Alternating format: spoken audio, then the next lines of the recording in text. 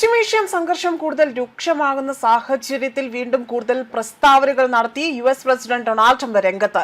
അമേരിക്കയും ഇറാനും തമ്മിലുള്ള ദീർഘകാല സംഘർഷത്തിന് വിരാമമാകുന്ന സമാധാന ഉടമ്പടി ഈ വാരാന്ത്യത്തിൽ യൂറോപ്പിൽ ഒപ്പുവെക്കുമെന്നും അമേരിക്കൻ പ്രസിഡന്റ് ഇവിടെ പ്രഖ്യാപനമാണ് നടത്തിയിരിക്കുന്നത്. അമേരിക്കയെ പ്രതിനിധീകരിച്ചുകൊണ്ട് വൈസ് പ്രസിഡന്റ് JD വാൻസ് ചടങ്ങിൽ പങ്കെടുക്കുമെന്നും ട്രംപ് അറിയിച്ചു.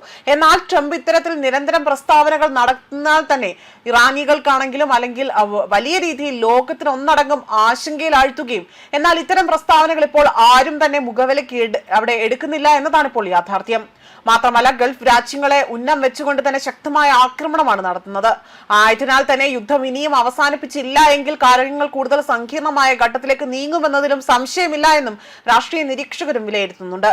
ഈ വാരാന്ത്യത്തിൽ അമേരിക്കയും ഇറാനും യൂറോപ്പിൽ ഒരു സമാധാന ഉടമ്പടിയിൽ ഒപ്പുവെക്കുമെന്നതായിരുന്നു ട്രംപിന്റെ പ്രസ്താവന. JD വാൻസ് ആയിരിക്കും ഈ ഒരു സംഘത്തെ പ്രതിനിധീകരിച്ചുകൊണ്ട് തന്നെ ഈ ഒരു ചടങ്ങിൽ പങ്കെടുക്കുന്നത് എന്നതാണ് മറ്റൊരു വസ്തുത. മിഡിൽ ഈസ്റ്റ് രാജ്യത്തിനെതിരായ പുതിയ ആക്രമണങ്ങൾ പിൻവലിക്കുമെന്നും വാഗ്ദാനം ചെയ്തതിന് ഏതാനും മണിക്കൂറുകൾക്ക് ശേഷമാണ് അദ്ദേഹത്തിന് ഈ പ്രസ്താവന പുറത്തു വന്നിരിക്കുന്നത്.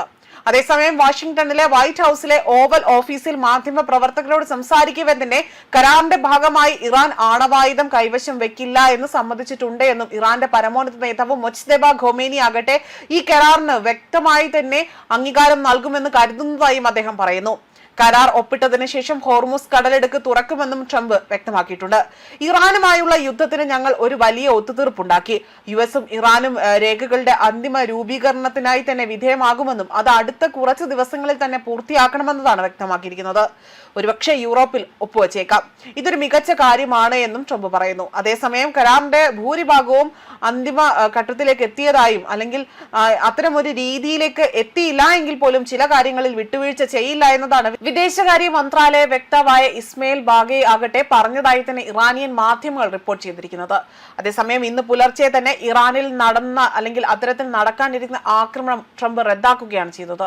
ഇറാന്റെ സാമ്പത്തിക നട്ടെല്ലായ ഗാർഗ് ദ്വീപ് പിടിച്ചെടുക്കുമെന്നും വെനസ്വേലയ്ക്ക് സമാനമായ ഇറാന്റെ എണ്ണയുടെ പൂർണ്ണ നിയന്ത്രണം കൈയടക്കുമെന്നും ഭീഷണി മുഴക്കി രംഗത്ത് വന്നിരുന്നു. അത്തരമൊരു നിലപാട് അല്ലെങ്കിൽ ആ ഒരു ഭീഷണി മുഴക്കിയതിന് പിന്നാലെ പോലും നിലപാട് മാറ്റം ഉണ്ടാവുകയും ചെയ്തിട്ടുണ്ട്.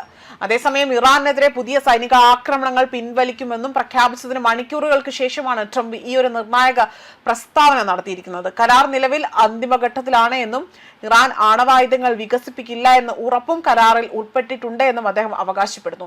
എന്നാൽ കരാറിനെ കുറിച്ച് ഇതുവരെ അന്തിമ തീരുമാനം എടുത്തിട്ടില്ല എന്നും ഒപ്പിട്ടാൽ അത് സംബന്ധിച്ചുകൊണ്ട് റിപ്പോർട്ടുകൾ വെറും ഊഹാപോഹങ്ങളൊന്നുമല്ല എന്നും ഇറാന്റെ വിദേശകാര്യ മന്ത്രാലയം പ്രതികരണം അറിയിക്കുകയാണ് ചെയ്തിരിക്കുന്നത്. ന്യൂസ് ഡെസ്ക് കർമ്മ ന്യൂസ്.